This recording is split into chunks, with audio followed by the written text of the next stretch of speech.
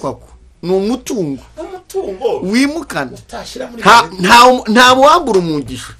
nta muntu wambura umuntu kubarira ibiro ufite ariko ntibashobora kumenya ibiro by'umugisha wikoreye. Haleluya. Ndafashijwe rarisa ntabwo tfanaga no kumugisha arakurikiye gusenga Rwanda agira ngo tuve mu bintu by'abana.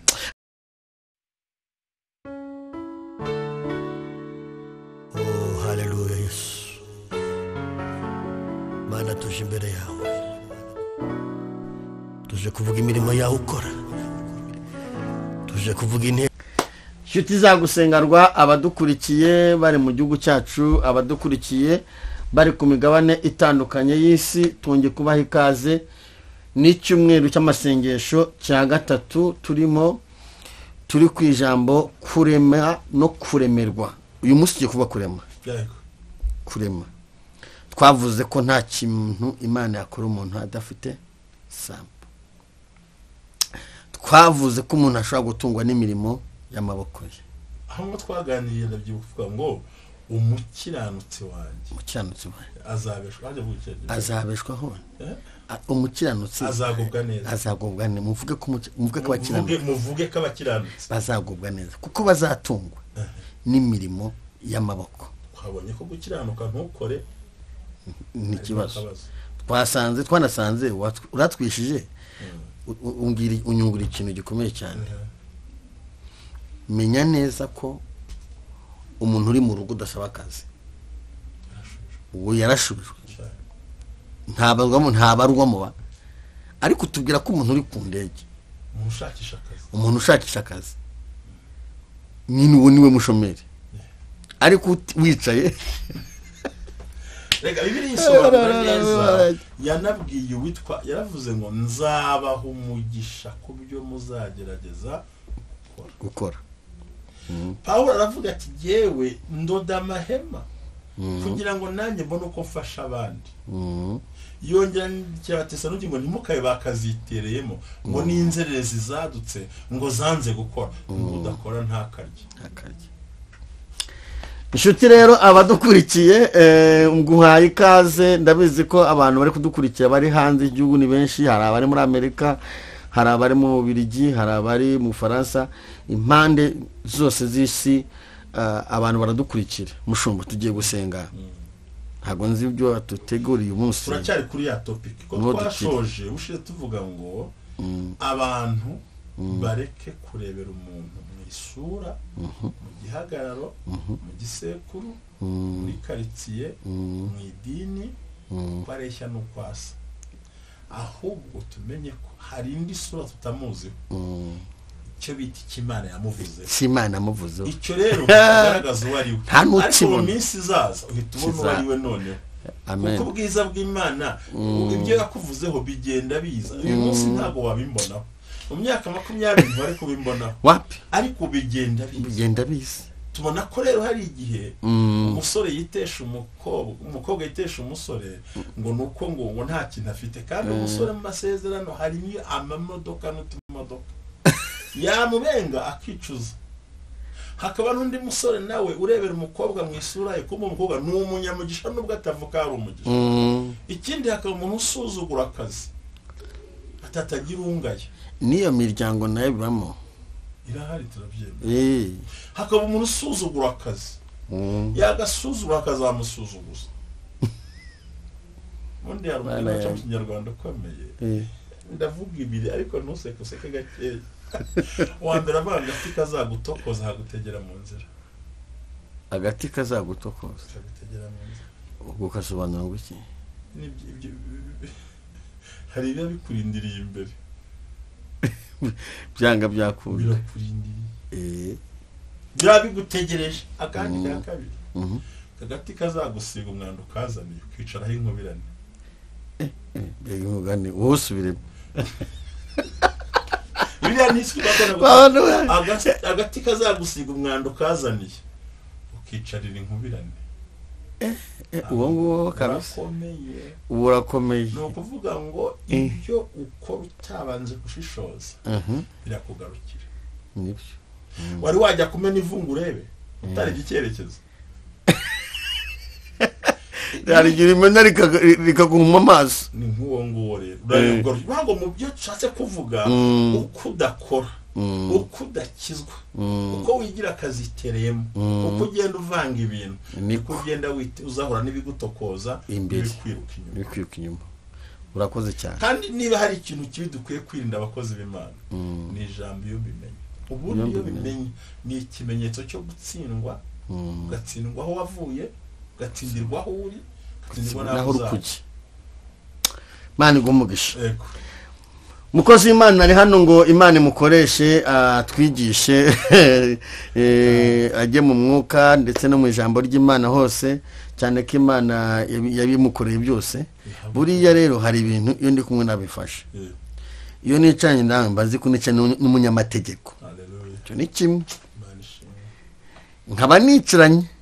n'umuteorije. Unabyigisha. Hanyuma rero mba nizeye yuko naho navuga ibitameze neza urabigoro. Oya uri umuntu w'Imana wuzuye umwuka y'amavuta kandi ukabana nawe. Oya none se ubundi wabana n'umuntu umeze gutyo ntugire ibintu umenye. Ahubwo sigira ngo ngewe samahirwe ameze kucana n'umuhanuzi uhanurira amahanga. Amfabe. Yo namahirwe bafite umutima wanjye kandi biratuneza cyane. Kandi se none se baze ngo ntwandeze neza. Imana iguhumugisha. Mwishimwe rikomeye kuba ndi kumwe n'umushumba wandeze utarantenze. Cyo Imana iguhumugisha. Kama narigeze nitawe inama nyobozi ngo nicarane na. Nishimwe rikomeye. Bakunzi bagusengarwa. Iki cyumweru ni icyumweru cyo kurema no kuremerwa. Imana ikuremere mu izina rya Yesu. Ni icyumweru bisubiremo. Iki cyumweru cya kane cy'amasengesho y'imisi 40. Kino turimo. Ni icyumweru cyo kurema no kuremerwa. Reka dusenge Imana twinjire mu ijambo ry'Imana. Mana mu izina rya Kristo wa Nazareti, uri Imana y'ububasha, uri Imana ikomeye. Imbaraga zawe zirakomeye, imbaraga zawe zirabohora, imbaraga zawe zirakiza, imbaraga zawe zirazura. Muri iki cyumweru turimo cy'amasengesho y'imisi 40. Mwami kuri iyi tariki ngwino bane natwe. Hari ababyeyi badukurikiye, hari abagabo badukurikiye, hari abasore badukurikiye, hari abantu batandukanye badukurikiye, hari urubyiruko rudukurikiye. Turasenze ngo buri muntu wese yakire impinduka ku buzima bwe, yakire impinduka. Hari n'imbaraga zimurwanya, izo zibashe gusenyuka. Tugiye kumva ijambo ryawe, ijambo rikomeye, ijambo rizura, ijambo rirema, ijambo rikiza, ijambo rihagurutsa ibirema. Utwemere Kristo buri muntu wese uzaryumva azafashwe naryo. Natwe kandi tugiye kurivuga dufashwe n'iri jambo. Urakoze Mwami ko ubidukoreye mu izina rya Kristo wa Nazareti. Amen. Karo mukozi w'Imana. Arakoze cyane rero umuyobozi wacu. Imana igumucera ese ijambo twatekerezaga uyu munsi tumaze kuvuga mu minsi yatambutse kuri mikerekeye ko umugisha ubundi ntusengerwa. Agusengerwa. Urakorerwa. Kandi twabonye ko umugisha si amafaranga. Mushumba. Oya mucina no nyine abantu bagenda bajya gusaba umugisha se. Umugisha ni ibintu, umugisha n'uruhurirane rw'ibyiza Imana izanye wawe. Ushobora kugira amafaranga cyamuna ari kazi kayatwara. Ushobora kugira amahoteli banki kazi kayisubiza. Ushobora kugira amafaranga atari ya banki ariko kayarwariramo. Ushobora korora inkoko utabasha kurya amagi kubera indwara urwaye.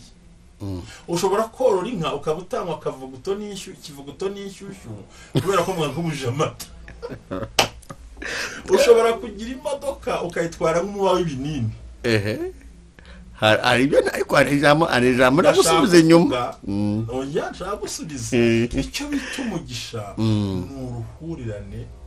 rukuzanira amahoro mu mutima no mu bitekerezo n'ubugingo buzaza. Amen. Ushobora waratubona umuntu utumiza umuceri akaba ataryaho n'akanusu. Ko diyabete yazamutse. Kandi baravuze ngo umugisha Imana itanga nta mubabaro wongeraho. Iyo guhaye umugabo ni telefone uwo ufite arakudundiye. Nagira ngo twumve umugisha. Nagira ngo ubwire icyo bita umugisha abantu bawe no kuvangirwa. Ntabwo umugisha bisobanura amafaranga. turabizi benshi bafite adafite na gahunda rwose ahubwo umugisha ni uburyo kibyubayemo ugira umutekano mu mwuka ugira n'umutekano mu mubiri kandi ukagira n'utsinzi ubundi kiza upfu kenyutse hano bakariza amashuri neza umugore akagira hagira ubyara ikinyendaro hagira umwana wa nk'urumogi be ugasanga ni rwa rugo rufite amahoro mushobora no kuyageraho na kashe zihari Rwanda navuze ngo ni umuryango uberewe nuvuga ngo kashe ni akantu gato kagize umukire gatagize amahoro cyane ko amafaranga atazana amahoro cyakora yagushakira umutekano ariko ntiyagushakira amahoro washaka badaso washaka abandi bantu bakinkera gutabara zikarara ku madirishya ariko ntabwo wabona umutekano wo muri roho imbere umutima nawe umutekano umutima nta imbwa waba uzifite udafite amahoro umutima ntibikunda umugisha ubundi umugisha ni ukurama kandi kurama waramutarya se waramutambara se ntibishoboka waramurwaragurika se ntabwo bishoboka umugisha ni amahoro randosi yo mu mutima n'inyuma Imana iguha amahoro mu izina abagabo tugasa neza tutitukuje abagore bagasa neza nta birungo bishyizeho abandi ugasanga afite imyaka 30 wamureba ugasanga afite 60 urabona umusaza akiri mutoya yaravuze ngo no mu busaza bwabo bazagira amakakama ukabona umuntu imyaka afite yayikubwira butiro nturambeshye ntabwo ufite 60 ufite 30 kubera iki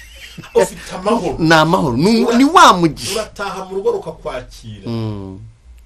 ntabwo araje wamunyago umugabo ni ikindi kibazo rero oce twita umugisha abantu amafaranga ni agace gato k'umugisha umugisha nayo mahoro ni amahoro cyakabiri ni umugisha tujyana ku bwami bw'Imana abo Imana itanga umwe bw'inshuti zanjye mbere ku mugisha ikindi umugisha n'umutungo wimukanwa Isaka baramwirukanye mu Bafilisitiya umugisha rawujyana tubise turusha kwezi ngo yimukira handi umugisha ntusigara umugisha no mutungo wimukanwa upakira indege ngo babari biro upakira ikamyo ngo babari biro niyo winjiye ahantu bagakora bakagusikana ntibabona agaciro k'umugisha ufite umugisha ubitse ikintu amina naho uzaba umugisha n'ikintu kidasanzwe ariko ako ni umutungo wimukana utashyira muri nta wambura umugisha nta muntu uwambura umuntu bakubarira ibiro ufite ariko ntibashobora kumenya ibiro by'umugisha wikoreye haleluya nafashijwe wararese ntabwo tubona no umugisha urakurikiye gusenga Rwanda agira ngo tuve mu bintu by'abana ariko umuntu yabyigwa n'iki ko afite umugisha cyambere ko afite umugisha ni ibintu bitatu cyambere cyambere no kugenda utsinda mu byucamo amen suko uhora nta ntambara ahubwo nuko no mu ntambara ubamo ugenda utsinda muri zo amen kabiri ni humure ukura nazo mu ntambara amakuru y'ijuru ndi kumwe na mwana wawe taya sini more kuko burya kuba ufite umugisha suko utagira abanzi ahubwo nuko bakunanirwa bakureba bakajya baruga bikanga reka barakubona bakayoberwa icyo kukoze bagakoresha amahembe ntibikunda ugasanga uri ugiye kugira imbaraga kindi cyerekana ko ufite yego ndafashijwe yewe tatawe ibi bintu ni mwuka Imana ubizanye ni ibintu by'ihishurirwa nyine n'undi wese baramuhereza cyerekana ko ufite wamugisha ikintu cya mbere ni uburyo ki ubasha gusimbuka ibintu unyuramo uzi ko bagutega nta n'amakuru ufite nkayo ariko Imana yo mu ijuru ukumva hari akantu ikuburiye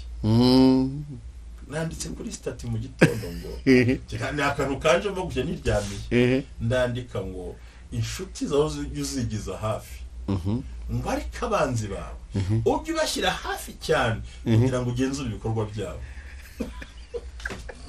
ariko abandi byarabanzi kure niba ajya kure ntumenye ukuntu baguze uburozi niba ajya kure ntumenye aho agiye kuguhemukira ntumenye aho bagambanye umuntu abegeze hafi urashe ko ufite amakuru y'ijuru kandi uhabwa n'Imana apana y'abantu abantu ni fake kabisa bakubeye ariko hari amakuru ndagira ngo mbwire umuntu ukurikiye gusenga tugume mu murongo wese umurikiye unyumva unyumva umugisha umugisha ukumenyesha ababisha kandi ntubatwara kure. haleluya ngo amakuru ako kantu gasubiremo umugisha ukumenyesha ababisha ukabigiza hafi basonze ukabagaburira bakwambara usuragira gute ukabambika kugira ngo ugenzure ibikorwa byabo bikazarangira kandi gutunganyiriza ameza. Oya none se utari imbere bamenya gute ko wariye. Yaravuze ngo intunganyiriza ameza imbere y'ababisha banje none ubigije kure baramenya gute ko wariye, baramenya gute ko waguze imodoka, nta n'impamvu baramenya gute ko umukobwa wawe yamushingiye, ba invitation ariko barinde kujya mu gutegura ibirori kuko bagushyiramo dongoroni.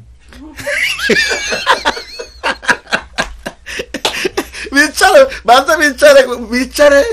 bariki kubyiza n'ibyiza birutaho ariko barinde kujya mu gikari ariko afite umwana uzi gukora gatiti iyo atitwara muteguye hanyuma ugahita ubashakira protokole y'undi murokore w'umunyamwuga uti ndabaha umuntu witaho nawe afite iki jomere kubareba umva mazose ukazikutwese n'ubajyana kuruzamenya gute ibyo bari ntabwo wamenya impamvu nibyo shuti mudukurikiye abakurikiye gusengerwa yo ndafashe turimo turabigisha uburyo cy'umurokore bahatinuba kubaho utinuba n'ukuri kubaho udatukana kandi ureba ukamuza kutukana kandi amuzi yakora zivuga yaza mu bukwe bw'umwana butari korera mwihangana ati nabafata wivunika ahubwo biteho bakurikirana ukabakurikirana intambwe ku ntambwe gahunda kuri gahunda ukabuzi ko umuntu ari umunyamagambo aje kudaha amagambo kubera kuzi ko aguteranye nahagera ati mwire amakuru se ni meza yo amakuru nakabayumvise ntarubise cyangwa uti nayumvise uyumvise umvise biti nabyumvise ko babivuze ukanyiye amakuru kandi ko uzi neza ko aje ari yamuzanye azanye ikiyiko cy'ijambo aje gukuraho ingorofani yuzuye amagambo rero ko rero umuzi we asana kayiko kiri ijambo rimwe akakumnagaho none se ntabwo uzi ko mu cyaro kera umuntu yavaga mu cyaro akazi kigarazanye ibijumba akemera akavuna n'ibijumba byo mu cyaro abizana umuntu w'iki Kigali baracyabizana n'ibitoki urugero ntagira once intege ariko nawe uzi ko yasubiye icyo ukora uribwiriza kugira hagushimishe cyakora Imana ibaho umugisha n'abana beza cyane ubakubira kenshi cyane kwitubona nk'igitoki yakuzaniye kirimo n'amakakamane ya kigaca ntikanambye naje ugiye kumuha cya gitoki se cyambere umushakira ati kimusubizayo umushakira icyo azashyira abana mu imyenda y'imikumva ko ibyo azanye umukomunike rero tugira abantu bazana ijambo rimwe baje gutwara gukoraho iyo wamumenye nagira harakantu kari kancitse gato nabo kavuga ngo buri gihe umuntu usenga navuga ngo nzakwigisha umuntu ngeze ryari hari abantu bafite ibyo bintu kuba bigisha ku muntu ariko ntibamumenye kwigishwa umuntu ntamumenye wera ari inshuti yanjye nanjye twicaranye ngiye gusaba ibintu bibiri ntabwo tuziranye ngiye gusaba ibintu turazanye ko twicaranye kenshi dukoranye kenshi ngiye gusaba ibintu bibiri uzanyemere ntuzanyizere uwizera umwana w'umuntu avuma kwizera abantu bituhinduka ikivume impamvu mbwira ijambo nawe twicaranye ndakwemera ariko sinakwizera nemera ndayo ngufashe ariko niko birivuga niko ivuga umuntu nakubwira ngo yasimbuka urugo mugira uti ndabyemera wabishobora ariko ntizere ko yabishobora kuko abantu turahinduka duhindurwa n'isi duhindurwa n'ibimenyetso umuntu nakuguriza amafaranga n'umuguriza amafaranga emera ko yayaguha ariko ntiwizere ko azayaguha kwizera iyo byanze uragwa ibi rero biterwa n'iki abantu baradamarara bakaryama bakizera abantu bakabwira uwabonye akabwira umugenzi noneho hari inkuru naraye mbonye nambabaza umuhamagara ari kurira yahaye umuntu ibintu arabimuhereza ageze mu nzira abahanuzi baramubwira ngo ibyo bintu yamuhaye ngo ry'abadayimoni barabitwika wa muntu amugamba nenga bitwike baza guhamagara wabitanze asanga igitenyi cyahiye araturika ati ndapfuye ni munabarenderize ati barabitwitse nese ko batwitse imyenda bagatwika ibishyimbo batwitse umugisha ntibatwitse umugisha ati haleluya n'ibyihuri rero ni byiza ko tumenya iyo distance warona isenya igihe stataramu ngo reka ngo byabishabanye ndashyiramo social distance ya 1 kilometero ndamubwira ntuzapfa nta bintu menye wibuke neza ko Nathanael no ntaga Nathanael no ni umuhungu wa Sauli yako umuhungu wa Sauli yafura yari inshuti ya David cyane Nathanael ndindera nyibutsa neza umuhungu w'imfura bwa Sauli kuko yari inshuti ya David aramubwira tumva uyu munsi nta makuru mfite ariko wikwirirwa ujyayo ahubwo usibe kuza njyewe ndaza kwicara numva icyo data avuga noneho bituma David atajyayo ariko umuhungu wa Sauli yicara mu byo kurya yari yamutegura ibyo kugira ngo aze kumutsinda ku biryo iyo utamenya abantu bagutsinda ku biryo iyo utamenya abantu bagutsinda ku byo baguhaye ariko yuze ubwenge yo wavuganye n'Imana aramushuka ati bigende gutya nandi amutegera ku byo kurya aranje yicaye ati noneho ngo ariko ngo umwami aravuga Sauli ngo ariko David ari hehe undi ati yansabye agahushya ntiyabonetse ahita mutonganya Jonathan aravuga ati ngo uzagambanira uriya niki ni uzagutwara ingoma niki kumbe undi yavuganye na David aravuga ati Dawe n'ubu umwami nzabo wa kabiri yamenye icyo bita amavuta y'umuntu amina umwana ari yayamenye baragaza umuhanuza amenye uko ahagaze avuga ati jewe nubwo data ari umunyeshyari aguhigisha uruhindu n'icumu ariko nje namenye kuzaba umwami uzanyemerere mbo wa kabiri abaramukemeje aracyumva neza avuga ati ninda sumwami mwana akawutora uzabe icyo bivuze urumva hari amakuru ahawe rero kuri iri jambo ni jambo rigaragara muri Yohana igice cya mbere umurongo wa 45 ni inkuru z'uwitwa Filipo na Nathanael Filipo ngaragenda asanga Nathanael aramubwira ati ariko ngwino ngwereke uwabahanuzi bavuze amateka kandika namubonye Yesu w'i Nazareti ukwa Yosefu ko nta makuru yari afite ngere kumba asanga Nathanael uyu nguyu ni umuhanga mu gusoma yari umuhanga Nathanael mu gusoma Nathanael ni umuhanga uyu umuhanga cyane bigaragara ko yari umuntu uzi amateka aramubwira ati ariko utambeshye hari icyiza cya Nazareti ko tuzi keretse y'abapagani hafi ya za Kapernaum yongiyo nazagirizamu hari icyiza gihari shingiye kuri biriya koko hari icyiza gihari unagenzuye ivuka rya Yesu na gahunda zose ntaho Nazareti ivuga nta cyiza cyaho yarasoma kandi yabeshye ko yarahaze yaravuze ngo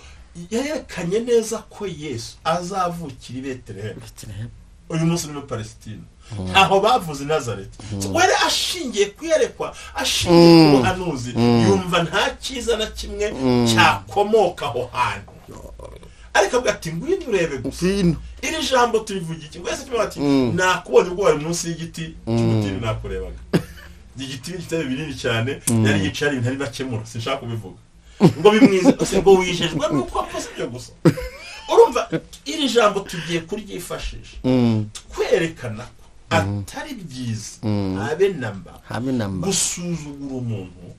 kugaya umuntu ushingiye ukwasa ushingiye mu ukumubona aho yavukiye ushingiye aho yavukiye ushingiye nuko nta namateka yenda aho muziho kuko hari ikindi Imana yamuvuzeho utamenye Imana ishimwe cyane hari ikindi yicaranye hari isezerano yo ritarasohora ntubusa naryo ubusa nabi ntabwo ubusa naryo ntabwo wanyumvisha ko Yosefu yari kuzayobora Egiputa ari muri gereza ntibishoboka amateka yerekana ko yari muri gereza n'uwamubonye muri gereza kandi niko yari ameze ariko umunsi yicaye ku ntebe nibwo isezerano ryagaragaye isezerano ry'umuntu ntirisa iryo uzahabwa ntirisa n'ukomeza uyu munsi rero twicira urubanza abantu bari mu butayu tumenye ko hari Kanani Imana yabahaye n'ukuri Mana ishimwe haleluya amen hari abantu bazamuye ku busabusa muvande hari ibintu byagiye biho ku busabusa hari ibintu byagiye biho nta buryo mwati wa mugabo ushatse nta mashuri ntacyo azakumarira uyu munsi ukabutunza urugo azakunanira hari n'ikindi kintu abantu bashingira ku mateka ahahiseho umuntu habitse byinshi hari uwo nabwiye kare ngo uriya mwana w'imwemera uyu mufiyase w'imwemera wowe wikunda uyu hari ibi ariko ugasanga ni amarangamutima ariko umuntu yagombye kuvuga iki nk'undi jambo Pawulo yabwiye Timoteyo yaramubwiye ngo jya urindisha icyo wagabiwe umwuka wera ahantu tubuze iki tubuze ibintu bitatu kwita ku ijwi ry'Imana gusenga kabiri no kudacika intege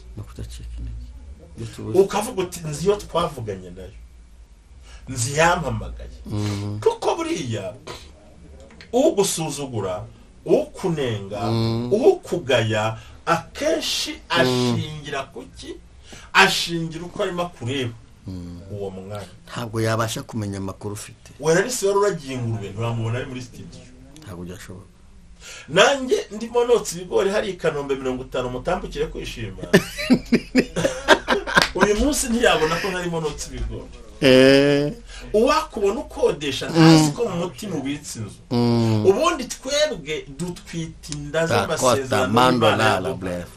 ariho umubyeyi yavuze ngo ibyo uvuze bingirirweho dore ndumuje uramubyeyi ndamukunda uramukunda ukunda kumuvuga ndamukunda kuko n'ikitegererezo cyane cyo kwemera ubushake bw'Imana gusiga fiance ugasiga ibyo wari ufite ukemera gutwitira Imana utitaye ku ngaruka zabyo nisi cyo bita kwakira umuhamagaro baratanze inkwano ibintu na fiance uzahana atuye baranegeranye ari agace kamwe ikintu wenda bashobora kwibwira ko hari ibindi bintu ndimo njyamo oya nge namukundiye ku kintu cyitwa kwemera ubushake bw'Imana utitaye ku ngaruka zizazanye utitaye ku bukwe buzapfa utitaye ko bazaseba ku bizaba mbega nta n'ibisobanuro ufite ibintu mareye birakomeye mushumba icyo tugenda twigana kwivugiraho birakomeye ngo nta cyiza cyavinaza nta cyiza ntabwo Natanayeli yarabeshye kuko ubuhanuzi n'ibitabo n'abahanga ntacyo Nazareti bayivugaho ntacyo bayitiye abapagani hari umuntu usuzugurira amateka ukamusuzugurira uko umureba ntunamusuhuze ukamusuzugurira uko umubona rimwe nawe mukumva nta ntege afite ko n'imfubyi nta miryango nta mbaraga ariko umutima we abitse iby'Imana yavuga yicaranye ibintu naho abantu bapfiriye twirinde gusuzugura umuntu twirinde gutesha agaciro umuntu kuko udakeka ko hari icyo afite ntuzakigira uzi ko hari igihe umuntu mwicarana ntabwo atari ko ndumva nkeneye amafaranga miliyoni atuwayama none abona tuciye ukuntu tungana twese akayataye ati buriya hari umugabo wandushaga ibiro kandi munini cyane ati rero namukuraho nk'ebyiri twese kumbi ntazi ko uko duhagaze noneho uri ku ruhande ngo ubwo se gihe nta biro mfite nsa gutya mwayambaza ese kubera icyo ati nyamara urumva tudutungurwa kuko twe ntayo tubonye ariko tutayakekaho niwe uyafite niwe unayicaranye rero abanyarwanda n'abandi banyamahanga n'abatuzi bakunze kugira agasuzuguro bashingiye kuri stati y'umuntu bigatuma yumva nta cyiza wagira ariko iyo turi muri Kristo Yesu Mana ishimwe ubundi mba nteye ikorasi nuko nshaje ngo twicaranye ibanga ry'Imana yatubwiye nubwo ubona dushaje twicaranye ibanga nubwo ubona turwaye twicaranye ibanga umushiranye ibanga rero ni byiza naterwa ati rero ngwino urebe gusa ndaje ngo dukomeze abantu mu cyumweru cyo kurema Imana irema ishingiye kuri wowe Imana irema ishingiye ku byo ukora Imana irema ishingiye ku uhagaze kandi nubwo abantu bagusuzugura ko wigaye ntiwisuzugure wivuga ngo iwanyu nta cyiza kihaba uwo muvumo turawirukanye mu izina rya Yesu twirukanye yo kandi kugira ngo iwacu nta muntu ukora ubukwe ntawe ugira akazi ngo niyakoze ubukwe ngo mari ngo divorce no uwo mwuka wacu ngo nta muntu ubona akazi keza ngo ntawe toka shitani ntawe ugira inzu oya twirukanye ntawe ubyara twirukanye umudayimoni ngo ntawiga twirukanye umudayimoni ngo ntawe ucuza ngo yunguke twirukanye umudayimoni wowe ni wowe haleluya nakosini hari umugisha nta cyiza kihari nubwo aho wicaye nta n'icyahaba nushake babana kwirukanye ariko se wemera muri we harimo icyiza kandi ikindi cyafashije nuko umugisha ntawe uroga ubona utese ubundi umugisha ko ubonera mu bikorwa utabonera mu magambo kuko umugisha yaba woroga cyangwa bakawihitana Yosefu aba yarapfuye nyirawo se ahubwo se wamenya ufite gute ntundagaragara bakuyemo umwenda ntibakuyeho ikimana yamuvuzeho muka Potifara mwambura umwitero ntibamukoraho ikimana yamuvuzeho ikimana yatuvuze n'ikibitse muri twe niho tudapfa nta uroga umugambi w'Imana nta n'utera ngo umugambi w'Imana ugumaho umugambi w'Imana uraturinda umugambi w'Imana uradutabara umugambi w'Imana uradushyigikira kandi nyirawo buri gihe azahora atsinda kandi uwavuganye n'Imana ntiwamunesha ntiwamushobora nubwo namvuka iburasira bwaryo iburengera bwaryo mu majyepfo yaho majyaruguru yenda mvuka mu muryango umugisha n'umuntu wamenye ntabwo binkuraho ikimana yamvuze uko sa nuko ndeye ntibikuraho ikimana yamvuze kuko ikimana yamvuze si ikiri mbonaho uyu munsi nicyo zambonaho mu gihe kizaza ahubwo ibyo n'uyu munsi nibyo yamvuzeho mbere kandi ibyo yamvuzeho mbere ni fondasiyo y'izamvugaho gutanga haleluya ntiwipfobye ntiwisuzugure ntiwiyambura amaboko turebere kuri bene wanyu turebere kuri ba sokuru banyu turebere ku bavandimwe rebera ku Mana yavuganye nawe amen ntihagire ugusuzugura uriwe ndagira ngo nkwibutse akantu gatoya nkwibutse ikintu umushumba yavuze gikomeye ikimenyetso kigaragara ko umuntu afite umugisha hanyuma dusenge kimwibutse dusenge wavuze ngo ni gisubiremo rero mbaravuze ibintu byinshi cyane icya mbere ni amahoro ubona mu amahoro yo mu mutima n'imbere no hirya icya kabiri ni uburyo utabarirwa mu kigeragezo gatatu n'ijwi ry'Imana riguhumuriza kane no kugira insinzi ku babisha bawe ngibyo wabyo ngibyo si bivuze yuko utazarwanywa ariko ikimenyetso cy'uko iri kumwe nawe ni ubutsinzi buri ku buzima bwawe amakuru ya nyuma ni uko nta kintu na kimwe kibaho utakimenye amen ndagira ngo dusenge Mana mu izina rya Kristo wa Nazareti uri Imana y'ububasha uri Imana ikomeye umuntu wese nahungabanwe n'ibigeragezo yaba afite cyangwa intambara yaba afite cyangwa amakuba yaba afite aho kumugisha wawe wome kuri buri muntu wese kandi Uwiteka dusabiye buri muntu wese kugira ngo buri muntu wese umuhe kureba nkuko ushaka ye kureba ibijyanye n'amarangamutima ye dusenge buri muntu wese ngo umuhe imbaraga kandi twatumugisha ku bantu bawe Uwiteka uri Imana itanga umugisha ntajye umuntu utera amahane iyo watanze umugisha nta muntu wawitambika imbere tugushimye ko kumwe natwe ufashe buri muntu wese ari gusenga rwa mu izina rya Kristo wa Nazareti amen.